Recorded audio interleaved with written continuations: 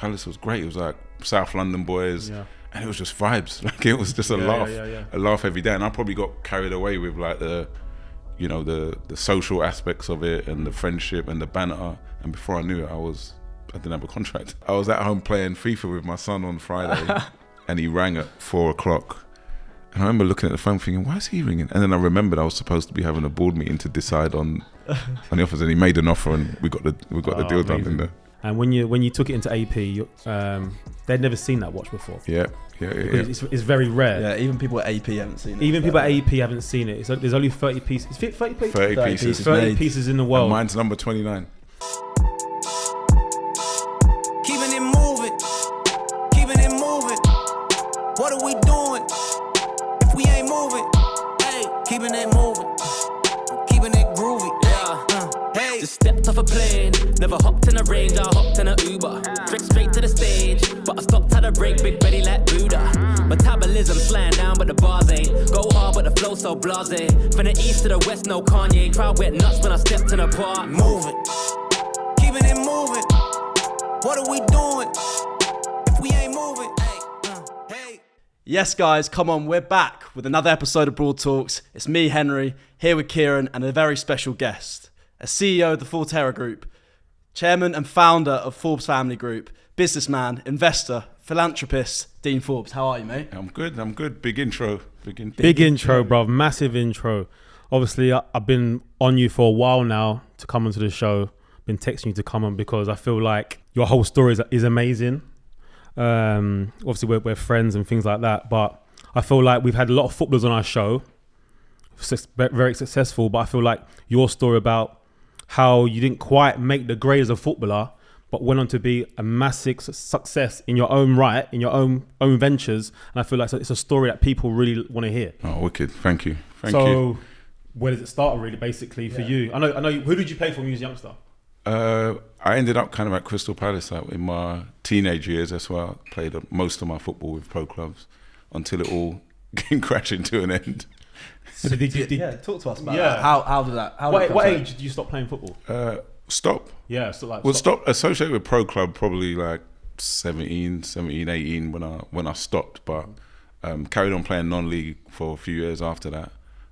But yeah, like Palace was great. It was like South London boys, and it was just vibes. Like it was just a laugh every day. And I probably got carried away with like the social aspects of it and the friendship and the banter. And before I knew it, I didn't have a contract. Cause you're from South East London, like me as well. I'm from originally New Cross. You're from Peckham. Yeah. Obviously, you're around the corner from me. You're like my rival, no? No, not rival, but you know what I'm saying. In a lot of sense, in a postcode sense, definitely. Yeah, but how was it like mentally when you got told basically you're not going to make it as a footballer? Did you feel that like you wanted to stop playing football and go into another career? What was it? No chance. You love football, right? I loved it. Still love it. And at the time, I was like certain that I was good enough. I felt like I was playing well. Looking at other people around me, I thought, yeah, I'm at least as good as them. So when I got told that it was over at Crystal Palace, and then I went, trialing up and down the country as you do, and every trial you do, the offers get a little bit thinner and thinner. So it was kind of like a gradual thing, maybe over like 2 or 3 months. And then when I eventually sat down, it was like, listen, this is the end for you. It was 3 things. It was like, Palace is over. All the places we've been on trial, nobody's offering you anything meaningful. And then the third thing was I was in a lot of debt. And the guy that, was kind of acting as my agent at the time, he said, listen, you're in so much debt. You got to go to work on Monday. Otherwise, your life is going to be like difficult. Yeah. So it was like that taking those 3 blows on a Friday and then going to work on a Monday. Yeah. But you are a full international footballer. Yeah, I mean, we can't get away from that fact, and a lot of guys. Not a lot of people can say that. Not a lot of people can say that. Right. This is the point, and a lot of guys who've got a good few hundred Premier League appearances, who are my mates. I love telling them about that they haven't pulled on the shirt for their country. So what country was it? Played for. I don't know how important that part is, but right, come on, tell us. No, I played for Guyana. My mum's from Guyana in South America, so nice. I got to go back and play. It was a big experience. So I'll say a little story quickly. I was at your house on Saturday. And we watched the boxing, and then we went into the gym, all of us, like 10 of us, 14 of us, just talking along. I looked up and I saw like a shirt. It must have been the shirt that you got everyone to sign when you became a full international. Yeah.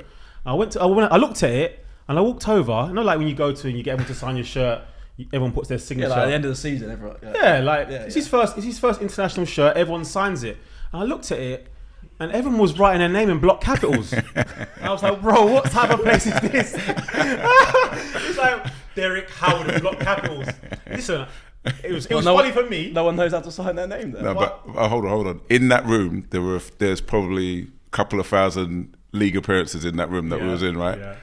And I kept saying to everybody, the only person I'm going to take this banter from is Kieran, because he's played for his country. Anybody else who hasn't played for their country, I don't want to hear it from, even though there's like thousands of league appearances in the room. That's always my get out of jail free card with these guys. You're very close to a lot of footballers, right? Yeah, obviously, Rio's been on the show, Jody Morris. Are they childhood friends of yours? Some of them are childhood, some grew up playing against, some kind of met along the way, yeah. Did you ever feel like when they were busting their careers, did you ever like look at it and think, oh, like, I wish it was me at the time, or no? 100%. That's probably the fourth disappointment, kid. And in some ways it was like, could have killed me. It's probably made me a little bit, right? You know what I mean? So, you know, like Jason, you're a good friend of mine. Jason's getting into the first team, driving back through the ends in the convertible, like yellow convertible Escort. And when he came back through in that car, I was like, oh, like it was, we never saw our friends driving those cars. And then a couple months later, Rio's coming through in the convertible BMW, and it's like, oh my goodness. But in one sense, it was a thing that made me and other boys around the area realize those things were attainable. Do you know what I mean? Yeah. So that's why that friendship group has had such a meaningful impact, because they were the people who were showing me these things are attainable. I remember going to like Rio's house at 18. He had a sauna in his house. I couldn't get my head around it. I was like, they put saunas in houses. It was the moment I realized that these things were attainable. So yeah, definitely felt left out. Couldn't participate in the Saturday night conversations about who had played who and who had played well. But I was just looking at these guys and they were just making me hungrier. Like just hungry. Absolutely. That's why I'm grateful. I'm grateful to them, because they've been a big motivator for me. What I was going to say is, obviously you guys are friends and know each other, and obviously you're in the same group, but similar circles. He's much older than me. He's like 55 or something.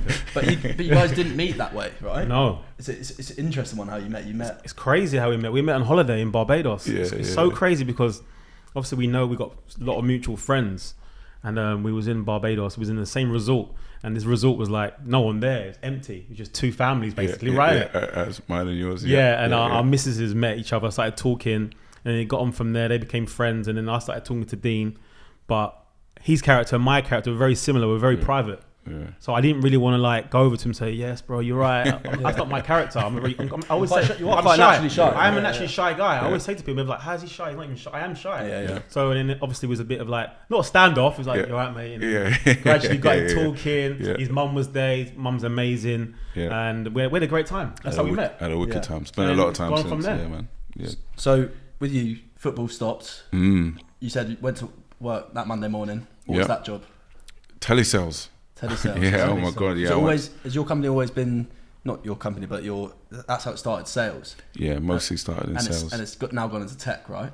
Yeah, it even when it was sales, it was technology sales. But like going to work on a Monday morning, I always say like that first Monday at work, I just cried for like the first 3 weeks of going to work. I was in absolute pieces. And then you're leaving work at 6 p.m. Was it a reality check type of thing, or? Well, I just never had experienced that. Yeah. Do you know? Like until then, it was football, and then it's like you finish training and you go to the local like restaurants and eat, and it's just all social. And then now you get to work at 8, you have a lunch break. Like this was a new concept. Do you know what I'm saying? So it was a massive reality check, and it was hard. But the same thing, at the weekend you're seeing your friends thriving, debuts, goals, great performances, man of the matches, and you're saying, like, what am I going to be then? Like, I've either got to come out of this group because there's too much success happening there, or I've got to earn my way to be at the table talking about what we're all achieving. But how do you feel? Obviously, we're carrying your story. The way you said you felt just then. How do you feel when I reckon some guys look up to you now as that guy? Obviously, with all your success, do you feel that responsibility in all your friends now? Everyone looks up to you now as that guy. Yeah, now, like, because for years, like you say, we're both similar, quite shy and rather stay away from it. So for years I was just focused on my work, my career, And maybe in the last 2 or 3 years, people have started to say, you know what, you should tell people like what you've been through, and you should tell people what happened to you, and you should share your experiences, because a lot of people could benefit from it. And I was always kind of, there's nothing to tell. Like I just go to work, you know, sometimes it goes well, sometimes it goes badly. I go home, pay my mortgage, pay my bill. But over time, and then bigger and bigger things started to happen, and I got into a mindset of saying, if I can just connect him or her to that person, then it's going to help them. If I can connect that group to that group, it might help. So then I started to do more and become more visible. And the reaction, to be honest, has been, like, it's been immense. Like from my community, it's been immense. It's just kind of motivated me to do more. Yeah, amazing. Yeah, because that's why I read up on you sort of taking upon yourself to mentor people, right? And mentorship's a big thing now in your career. Yeah, it's more. Along my career, there's been loads of people who just showed up at a moment in time and helped me or gave me a bit of advice or made a connection for me. And now my phone book is like a joke. So like connected. The people I can get to, it's amazing to me. Like I would say I'm 2 phone calls away from most influential people in the country. So for guys like me growing up where we grew up, who are high potential, good ideas, I just want to find ways to put that phone book to use for people more than me. So Forbes Family Group, we've seen a lot of it on social media and things like that. Tell everyone out there who doesn't know like what it is, what the plan is, and what the aim is. We started Forbes Family Group to try and make investment opportunities that we were getting, mentoring opportunities and coaching opportunities available to people, you know, like me from the background that I have and the community that I'm from. We wanted to make all of that available to them. And at the beginning, we were thinking we'd partner with, you know, various parts of the government to do that, because they closed down a lot of community centres. So we thought we would be a way that they could kind of get back into doing some of that good work. But to be honest, we just haven't had any meaningful engagement with them. We've had so many conversations, you know, different parts of the government, including Sadiq Khan's office, have promised so much and then just not delivered. So, you know, my thing now is we're going to go even harder and do even more. We just launched the Radar networking events. We've got a set of, you know, specific dinners planned for young entrepreneurs, and we're going to be doing a lot more, because I just believe in, you know, providing everything I've learned in my network back to that community and back to young people. So your first job was obviously telesales, right? And from there, what did you do? Become the manager there, and you just built up?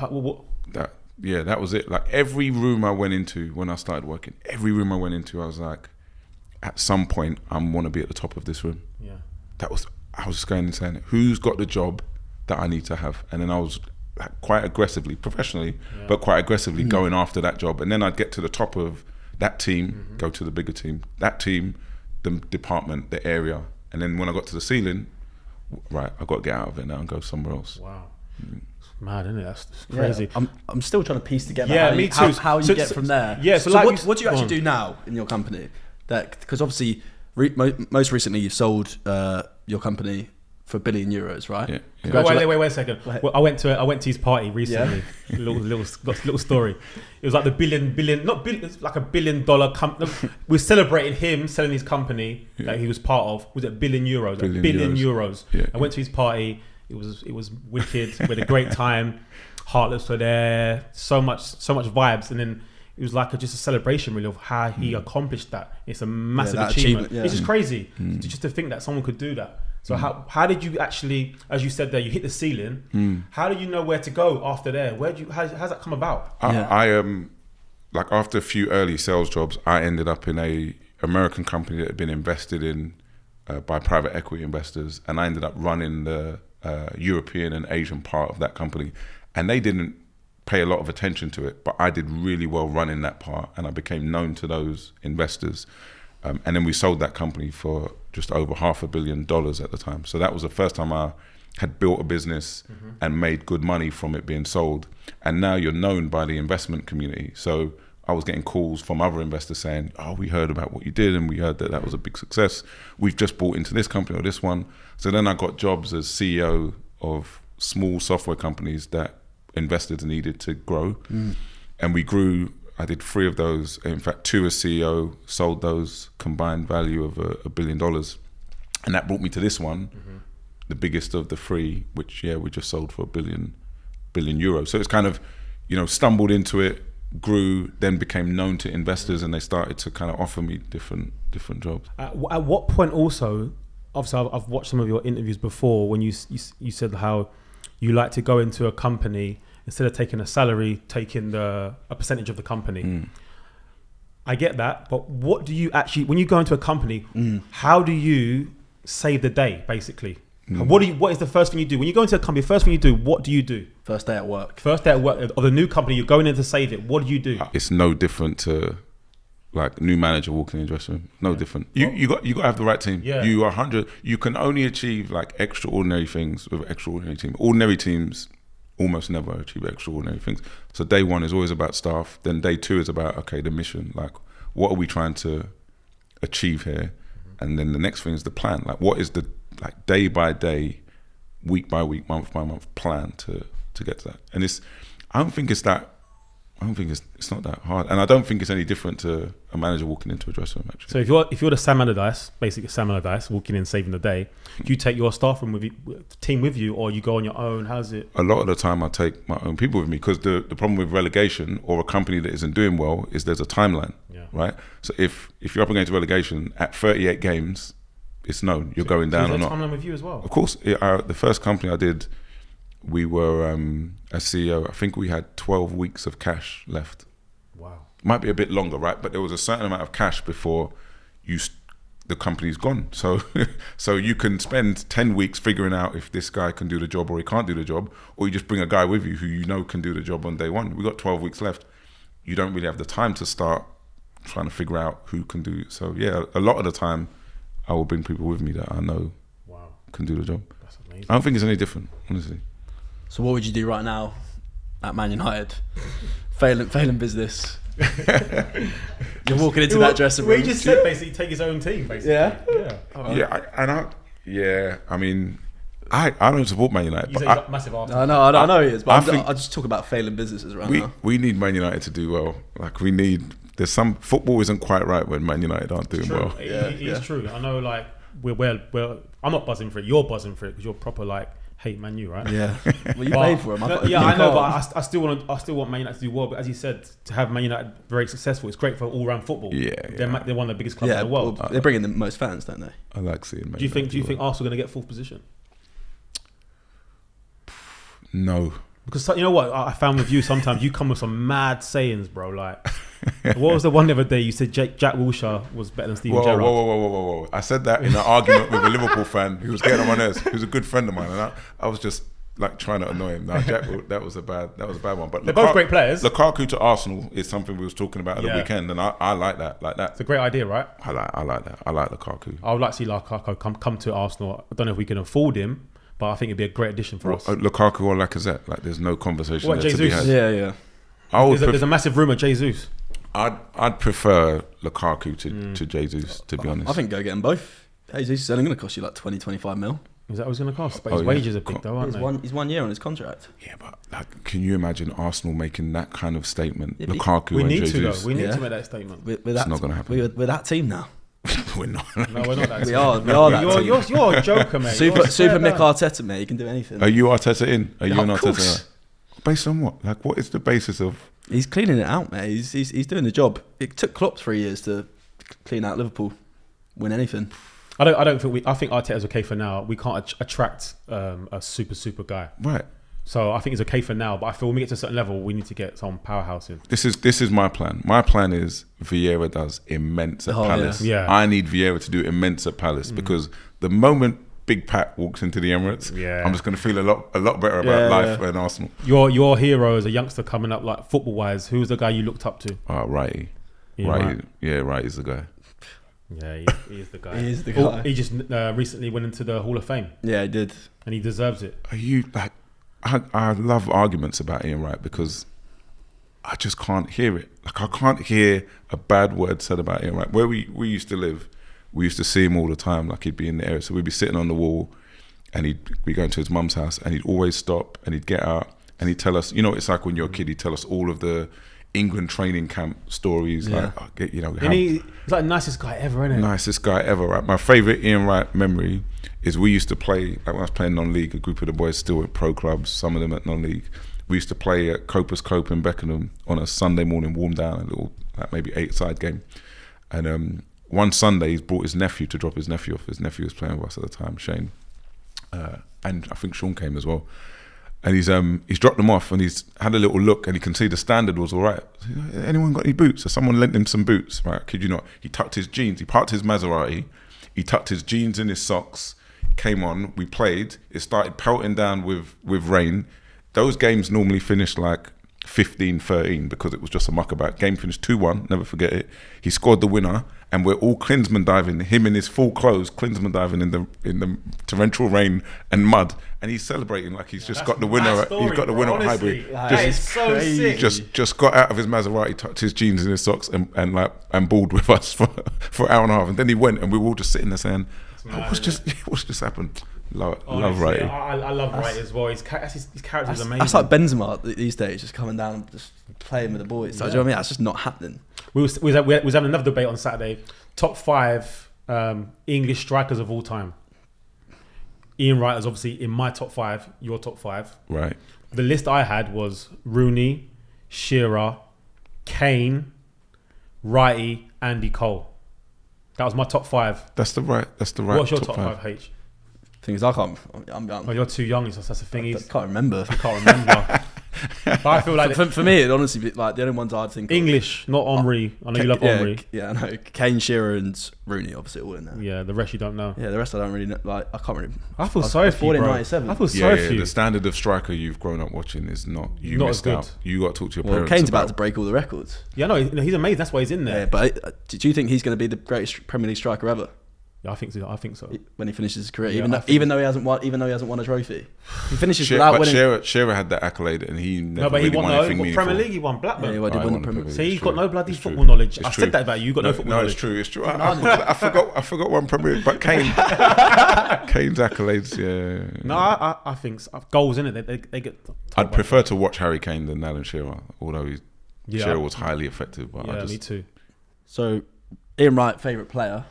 I'm thinking it's a great way for us to discuss greatest ever Arsenal 11. Greatest 11. Yeah. Does the 11 have to be able to play together, or we're just doing like No, great? just doing like No, I think it. play with together. Well, I'm gonna. You're not a manager. You're not a manager. How can you say I that? think I back myself from FIFA career mode, so I'm gonna make mine be able to play. Wow. Okay, go on then. Wow. Dean, you go first. Your favourite 11. Let's go. Goalkeeper and defence. Let's each do it Okay, go on step then. by step. Seaman. There's no discussion to have. Yeah, there isn't. I'm Seaman, on that as well. 100%.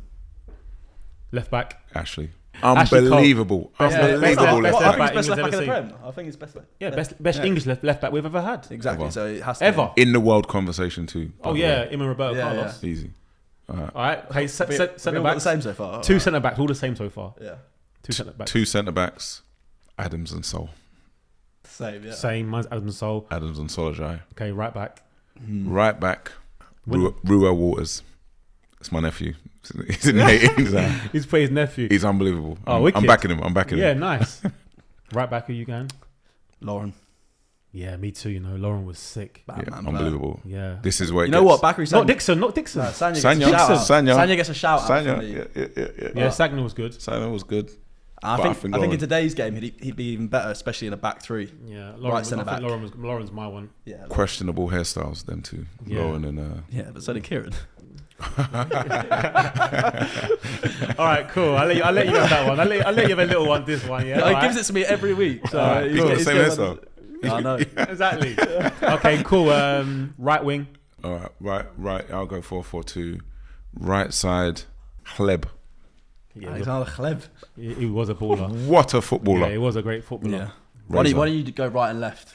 Right, left. Perez, bro, you Yeah, crazy. Perez. Sorry, I was going to say Perez, Reyes, but I'm answering for you, man. Perez, yeah, you're right. Two DMs. It's no question. There's no debate Yeah. to have Patrick about that. Vieira. And I'm putting Cazorla in there. Who? Cazorla. Santi oh, Cazorla. Santi. I don't know if we can do that. Sorry, I just, Petit. Yeah, I just Really, feel like Petit, no Petit. The Karzula was chest, amazing. chest. But I just I think put Chesk in those there. 2 feet.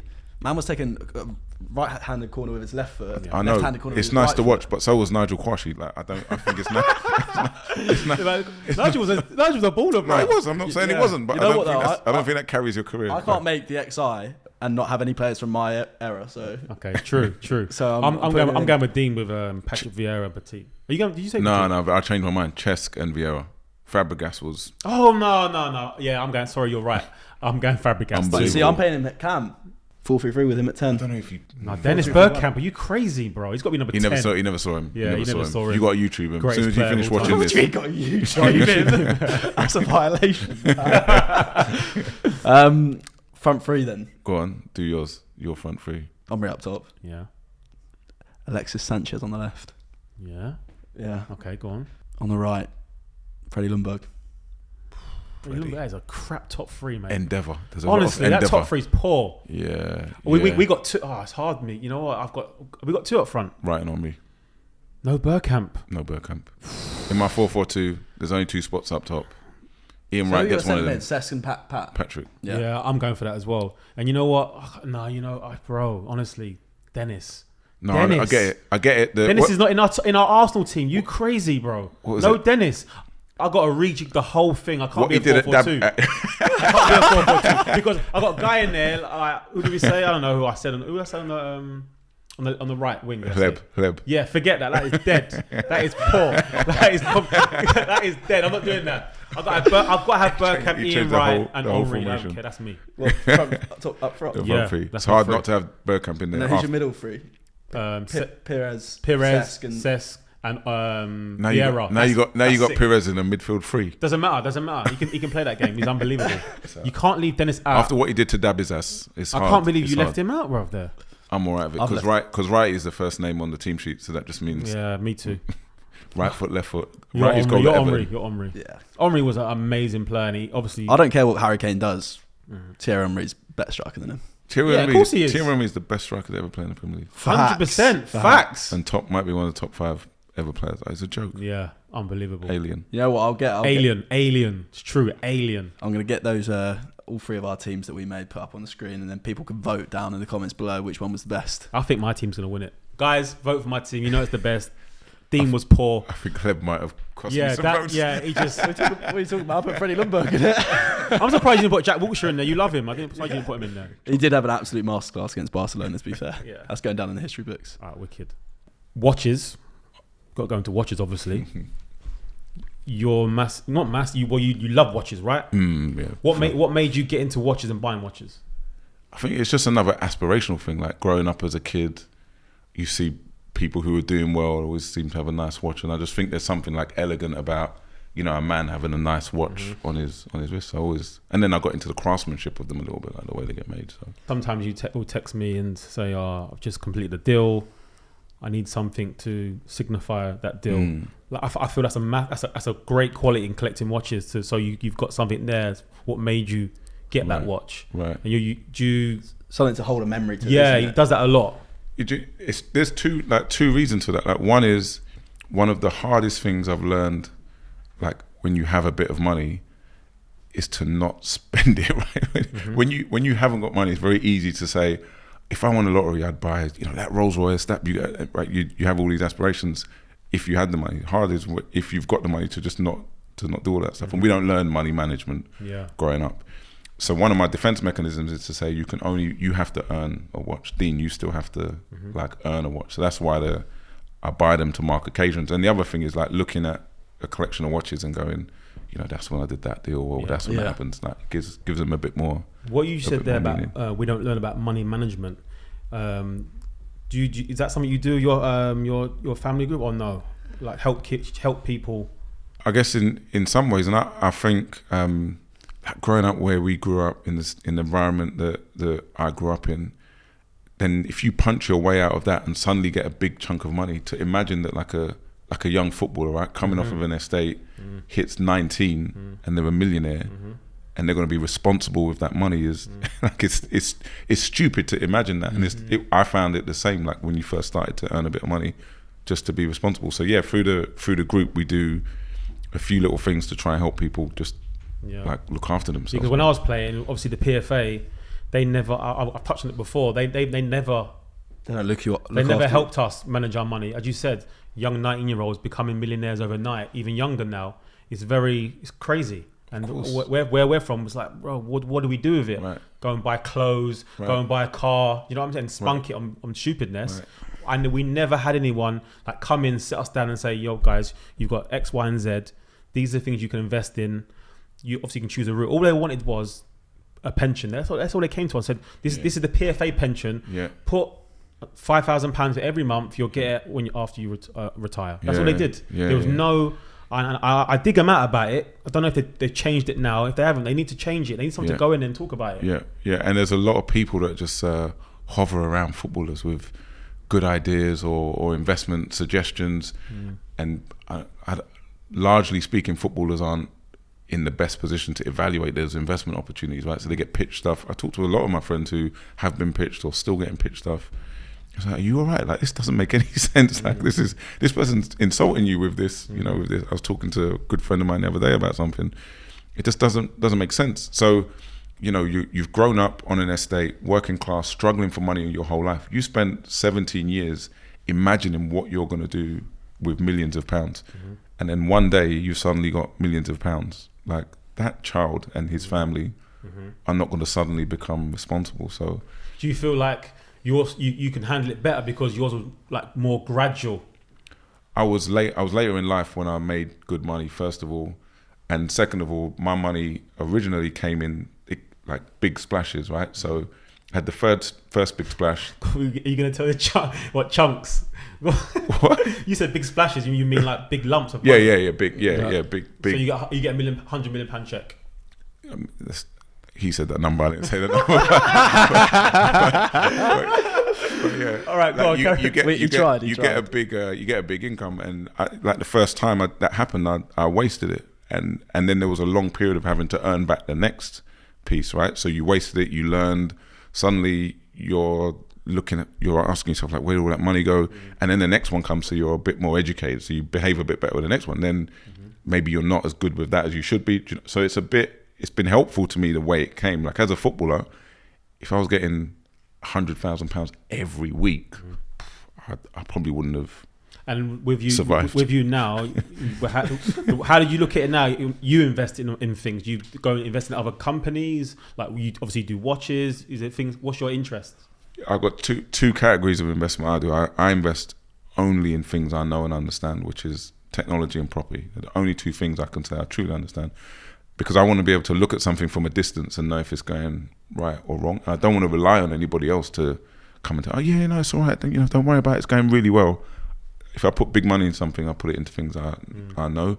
Then other than that, investments are about like helping people. Like, I invest in businesses where I think I can help, not so much for the return, but to be like helpful. The catering company. Right, yeah, brilliant idea. Brilliant business. food. What's the name of the company? Joe Knows Food. Brilliant business, brilliant individual. Just needs a bit of And where help. are they based? Bromley, South East London. No, shout them out, because obviously if you want the best food, the best Caribbean food on it, it's just anything. It's Caribbean, bit of Asian, homely food, beautiful, home delivery. Yeah, she's brilliant, man. Yeah, she was amazing. So that there, you obviously, was she like not doing so well? And no, that was a COVID business. So she was work kind of dried up, and she's going, well, what can I do? I need to make some extra money. And she just started cooking and delivering it to, houses on her road, then 2 roads, then 5 roads, then 10 roads. And then by the time I tasted her food and she explained it to me, I was like, this is a foolproof business, because she cooks to order. So there's no waste, right? She gets 100 orders, she cooks 105 meals, right? But unbelievable. Yeah, and I was spending so much money, it made sense. It's actually a great way to move on to one of my questions. I was going to ask you, like, what is the best way for a small company like that to scale up these days, to market themselves, to grow, to expand? The barriers of entry now, like with social media, to like scaling a small business they're the most favourable they've ever been for small businesses. So, I think you have to get your social media right, your marketing, your web presence, whether that's social media, Facebook, Instagram, or just your website. I think you have to get that right. And there's a lot of science that you can apply to online marketing, so that you only spend £1 when you know you're going to get £1 back. So that to me is the number one scaling impact. If you look at Joe Knows Food, that's what it's all about, her digital presence. So with you in your career, what's the biggest risk that you've taken? It could be business, it could be life, it could be anything. I think, like, I'm grateful to football because it taught me accountability, right? It taught me huge accountability. So everything I've done in my career, I've bet on myself. You know what I mean? And that means when it gets hard, I just ask more of myself. So all the risks I've taken have been like asking myself, are you actually good enough to go and do that? And there've been moments where it's been close to being proven that I'm not. Mm-hmm. So yeah, it's just that those are the biggest risks, I'd say. Because you take the risk on yourself, don't you? I was reading about you. I was watching an interview that when you go to a company, you invest some of your own money. So basically, if it fails, you're failing at the same time. So you're effectively betting on yourself. Oh, now I do. As my career's gone on bigger and bigger, yeah, for sure. But I remember like one company I was CEO of that I had shares in, and we were trying to sell the company. And the way the shares worked was I was given some shares and I was given an option to buy more shares. Okay. So we got into negotiation to sell this company, and it was the day before the final part of the negotiation. So I said to my wife, it's going to happen. Let's take all of our cash and buy as many shares as we can because this deal's getting done tomorrow. So we took like literally millions of our own pounds, bought all of the shares. I went into the negotiation the next day and the guy just crumbled on me and said we weren't doing the deal. So deal was off the table. So I had millions of pounds of shares in a company that nobody wanted to buy. Really? Right? And it was worse because all of the cash we built up over the years, I'd just like used on these shares. And I remember sitting in the reception of that company just not wanting to go. What go happened home. with that? Yeah, just obviously. Well, I don't know. We got the deal. We got the deal back on. We got the deal back on track. Actually, the guy. I called the guy who I was negotiating with, and I told him a few weeks later. I said to him, "Oh, just to let you know, I'm going to get free offers for this company on Friday. Yeah. You know, if you want to make an offer, you're going to have to make it to me by 4:00 on Friday." And hung the phone up on him. But I didn't have any offers. Like I didn't have anything. I just winged it. I didn't have anything happening. Make it. Wow. And I was at home playing FIFA with my son on Friday, and he rang at 4:00. And I remember looking at the phone thinking, why is he ringing? And then I remembered I was supposed to be having a board meeting to decide on the offers, and he made an offer, and we got the deal done in there. Well, it worked out in the end. Facts. JP Morgan, was it they go and say that? Yeah, JP Morgan's Power List, one of UK's most influential black people. Must have been proud to be on that list, right? Mum was happy. She happy, mum. Yeah, that's definitely on the CV. Mum was gassed. Yeah, that was a nice thing. I'm not a big. I don't like these like black lists and these black lists. I was thinking that I saw it in black lists. Just I know they make these lists up, but you want to be. It is what it is. Just you're a powerhouse in that industry. Why they have to put black there? I'm not. So I don't like those lists typically, and I felt that way for a long time. And then when I got put on that list, something happened. I gave my daughters the list because it comes in a nice magazine. I gave it to them, and they were reading through the list of the other 99 people, and they were going, "Oh my God, Pat McGrath! Like it's a black woman that does that cosmetics company, and all these people. Charlene White's a new to it. They didn't know about all these people, and I watched them rethink their careers and aspirations in life because they saw people that looked like them, and it changed my mind about. So it inspired them. It was really, and I thought. For two middle class kids to be inspired like that, what about the working class kids who my kids see me come home every day? What about the kids who don't have that? So it did change my view a little bit about those lists. I was watching a podcast the other day. It was Johnny Wilkinson. He was fly half for England, and he won the World Cup. He said that it was the most depressed and low he's ever been because of reaching such success. And I'm wondering, with you, and when you have success with and achievements with these companies, investing in them, improving them, do you ever have that, or is it for you straight onto the next one, straight onto the next project? Yeah, that's where again, like my football friends and football experience has been helpful, right? Because, and I struggled with that in business. Like I struggled as a leader getting that into business. Because in football, one of the beautiful things that happens is when you come back to pre-season, everybody understands that the goal is to do better than we did last season. There isn't a football club on earth when you turn up in July who's going, yeah, you know, if we can do 2 positions lower than we did last year. Every season you're conditioned we do better than last year. So that's always been my mentality. In the early successes, I had that depressive syndrome after the deal got done. Okay, what happens now? More recently, I've learned before the deal gets done, what is the next thing? Like what mountain do we want to climb? Yeah, you got to have the pipeline like ready for other things. You've got to be focused on the next thing before it before it even happens, I do get like not depressive, but it wears on you a bit. Yeah, 100%. Because I rang you. I was like, "Oh, what are you doing?" I think you just did that massive deal you just did. He was like, "I'm at work, bro." I was like, "What?" "Yeah, at work." I thought you were on the beach, bro, chilling somewhere. Like, no, I'm at work, not cracking on. 100%. And I thought, you know what, that's major. I respect that so much. Man, just on to the next thing. But where does it come to a point where do you want to go? Are you going to stop at a certain point, or are you going to keep working?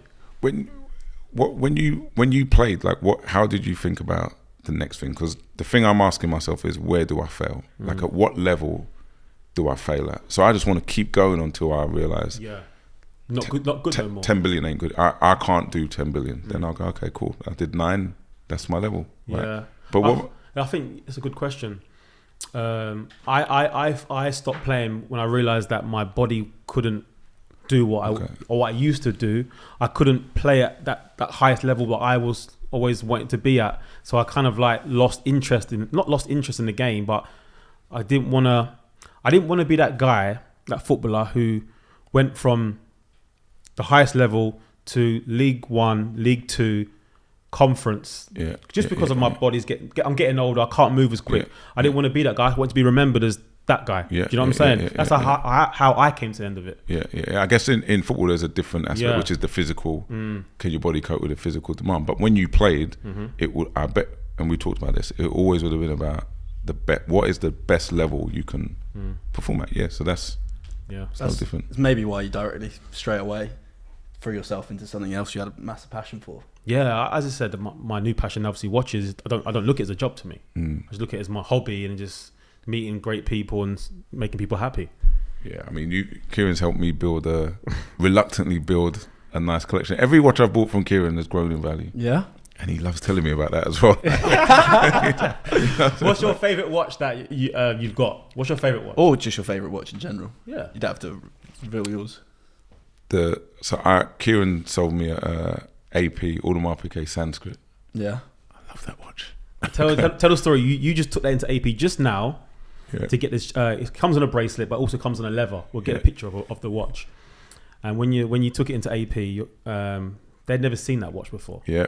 It's very rare. Yeah, even people at AP haven't seen it. Even people at AP haven't seen it. There's only 30 pieces. Is it 30 pieces? 30 pieces. 30 pieces in the world. And mine's number 29. I got a little story. I remember when I saw that watch when it came out, and I probably bought 7 of them out of the 30 because I believed in that watch. Right. So I saw something there, and 1, it's good looking. 2, it's rare as hell.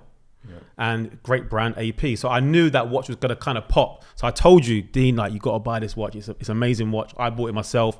I've sold it to a few of my clients. You're the only client, I keep calling you client, my friend, but who hasn't sold his one. All the rest of them have sold them. They made great money, but you're a holder. Yeah.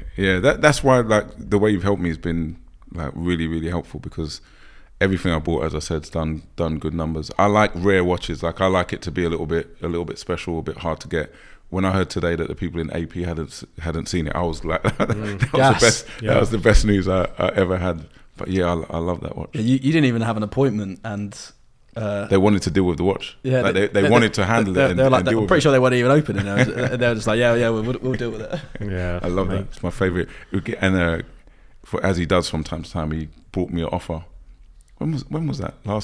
Around Christmas? Yeah, sometimes I won't say figures, but sometimes I will text him and say, Dean, you can sell your watch for this price. And he'll go. He'd always say no. No matter, it could be a £1 million profit. I would just say no. Nah, it's special to me. It symbolizes this, and I love it. I respect it, and it's amazing. But sometimes, but you're a dealer. I'm a dealer. So you don't get emotionally attached to them when they come in the door. Yeah, you're right. Totally. 100%. I get you. You're totally right. You don't get attached. I look at that watch and I see when I sold Core HR, which was a deal that fell apart again, and I had to get that deal back together. So that watch kind of symbolizes that moment. And I love that it's on a bracelet and a leather strap, because sometimes it's the green croc. It can come. Yeah, green croc, beautiful. Sometimes I'm out with my friends, and we're partying, so the bracelet's more appropriate. Sometimes I'm putting on a suit and going to work, so the leather's more. And also, people can think you've got 2 watches, two different People watches. think- Do you know what people I'm saying? think I got 2 watches. Yeah. Plus, I don't like people looking at my watches, looking at all of my watches, and thinking, like, recognizing them. That is one of the. Sounds funny, but that is one of the moments I enjoy the most. Like when people who know watches see my watch and go, "What? Yeah, which one's that? What is that? I haven't seen that before." Yeah. I love it, especially among the footballers as well, who think that they know what good watches look like. Yeah, you know what? A lot of footballers don't know nothing about watches. Well, no, we just had a show come out where we were literally inspecting people's watches. So no, I shouldn't say they don't know nothing about watches, but they just go for the obvious. obvious yeah. Daytonas and things like, which is fine. They're great investments. But some watches, like the Sanskrit, I actually put into some footballers, and they made a lot of money from it. Oh yeah. I'm holding. I'm proud of that one. I'm holding mine. What about the diamonds? What about the diamonds in watches? Because we argue about this. He hates diamonds in watches. We just obviously our last episode was about these watches, the diamond watches, and your friend over there loved it. By the way, I know you hated it. The diamonds. Yeah. What is your actual opinion? Let's get you on record now. Like, what's your actual opinion about what diamonds in watches? It's weird because when I was always against, like, I hate aftermarket. No, the bust downs and things like that. I don't buy that stuff. Right. I'll only buy factory watches, like buy Rolex, put them doing themselves. The Rolex diamonds. They use the best quality. They use the best setting. It looks wow. Personally, for my collection, I buy them. I think they're rare. They don't make many of them. Factory. Always factory. Yeah. They don't make many of them. So my philosophy is buy what I like, which I love it on the eye. I know you don't like it on the eye, but I like it on the eye, and I know it's rare, and I feel like these watches in particular are undervalued. So things undervalued, I like to get in there before anyone, and then before it pops, and then when it's popped, I can cash in. The bust down thing, like it bothers me, like buying good watches and then taking it to putting cheap diamonds on it. That's the this issue. third floor, den in Hatton Garden, and having some guy crush up diamonds and glass and put it in. And you don't even know where those diamonds are from either. You don't know where they're from. Yeah, I'm not into aftermarket. And you just took 30% off of the watch's value, maybe even more. Yeah, like you devalue your watch straight away. Why? And the only reason, in my opinion, people do that, especially from our culture, is they do that so the watch is more noticeable. Yeah. I think, what, like, that's like the last thing you want in this day and age. That what are you trying to say? I'm trying to be noticeable now.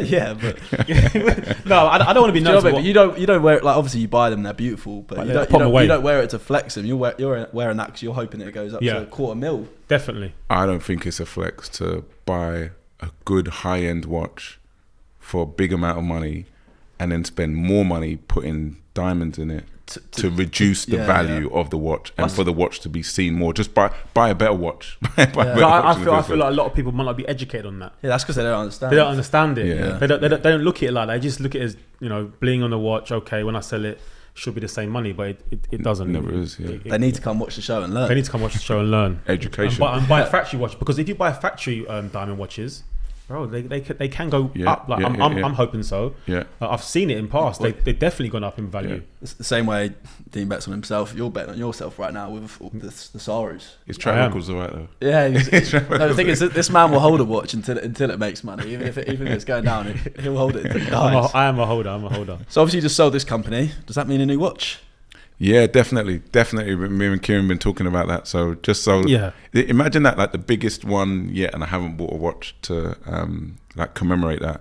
But I've actually got another deal that I'm working on. So that's 2 watches then. Yeah, and I'm hoping to get that deal done, and that deal will be quite a big.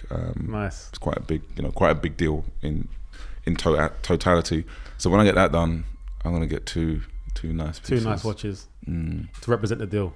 Yeah, one for each deal. Wicked. I can't wait. Sometimes I'll send them pictures of like £10 million watches. You just freak out and say that's too much, which it is too much. 10 mil, honestly. I'm talking about. What do you mean? He's getting £100 million check. Too much.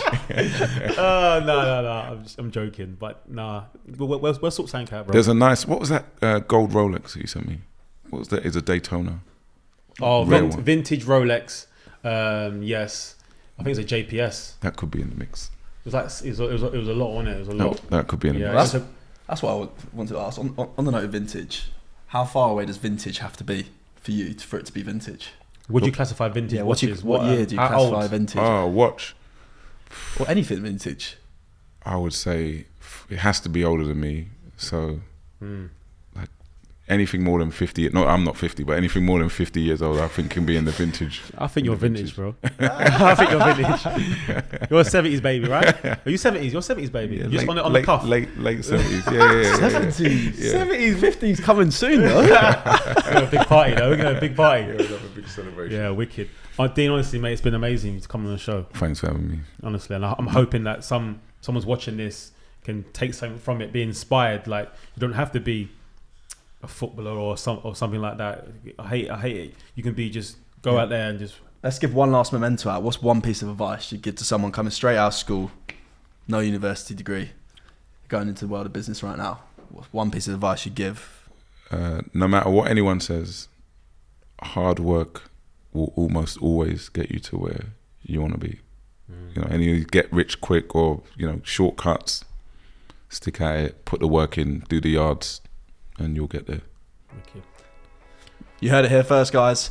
Thanks for watching. It's been Broad Talks Pod. Dean Forbes, me, Henry, Kieran. Please like, subscribe, share, put the notification bell on, and have a good week.